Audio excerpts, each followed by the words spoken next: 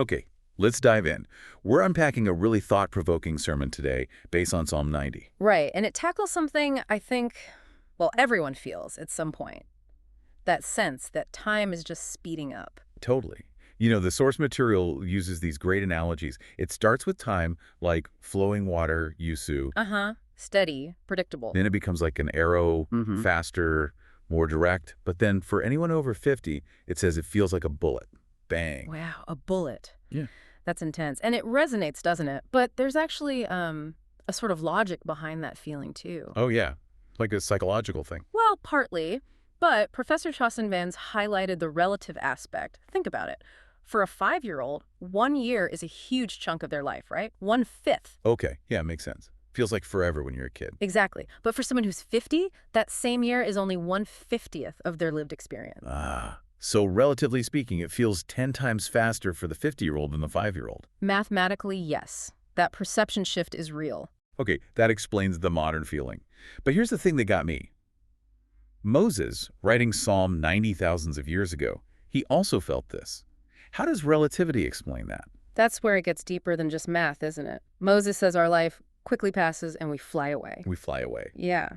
And one writer pointed out this incredible nuance. Maybe time isn't actually leaving us. Maybe time stands still. And we are the ones moving.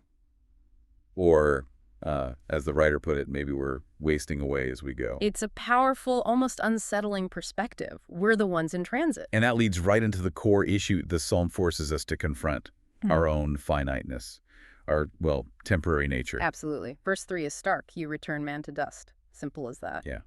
And life is compared to a dream like iljong chunmong, a fleeting spring dream, or grass. Right, the grass analogy. Flourishing in the morning, looking great, then by evening.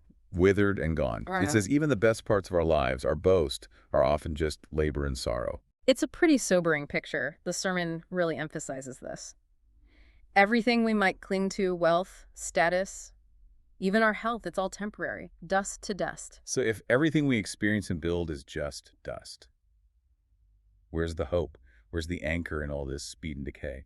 And this is where Moses does something brilliant. Before he even gets into how fragile we are, he starts with the complete opposite. Okay. He establishes the eternal nature of God. Verses 1 and 2.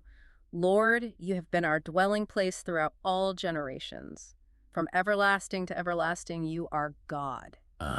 So he sets up this huge contrast. Us, like grass. Yeah. God, eternal. Exactly. And it's not meant to make us despair. You know, it's a setup for hope. If all the finite things we try to anchor ourselves in eventually turn to dust, then the only truly reliable anchor, the only real dwelling place, has to be the eternal one. Precisely. Our hearts are kind of built to seek that permanence, aren't they? Yeah, I think so. Yeah. Okay, so we get it. We're finite. God is eternal. Time feels short. What are we supposed to do with that knowledge? Well, that understanding leads directly to the central prayer, the core request of the whole psalm.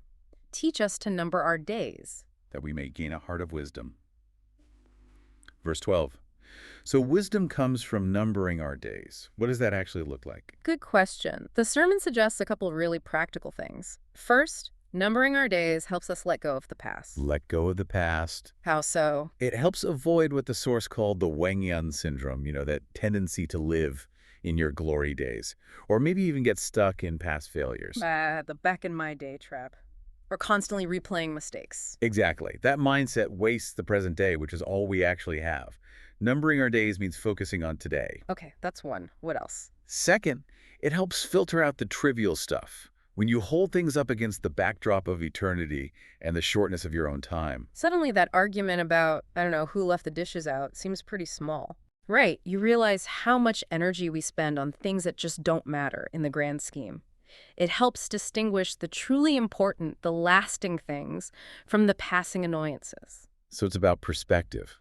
Gaining that eternal perspective frees us up. It absolutely does. And that focus, that clarity, leads to the final part of the prayer.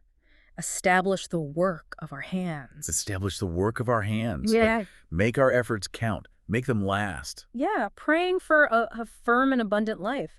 It means consciously choosing to invest our limited time and energy into things with eternal value, living honestly, responsibly now. Okay, this is all connecting. Yeah. Moses prays for God to be our dwelling place, our eternal anchor. The sermon then connects this to Jesus Christ, right? That's the ultimate fulfillment, according to the source. How does the eternal God become our dwelling place? John 1:14 gives the answer. The Word became flesh and Tabernacled among us. dwelt among us. Exactly. The Eternal One entered our finite temporary existence. It uses this analogy like we're a rundown building. But when the eternal owner moves in, the whole place is transformed. Its value, its future, everything changes because he is there. So because the Eternal One dwells in believers, even though life flies by, it doesn't just end in nothingness.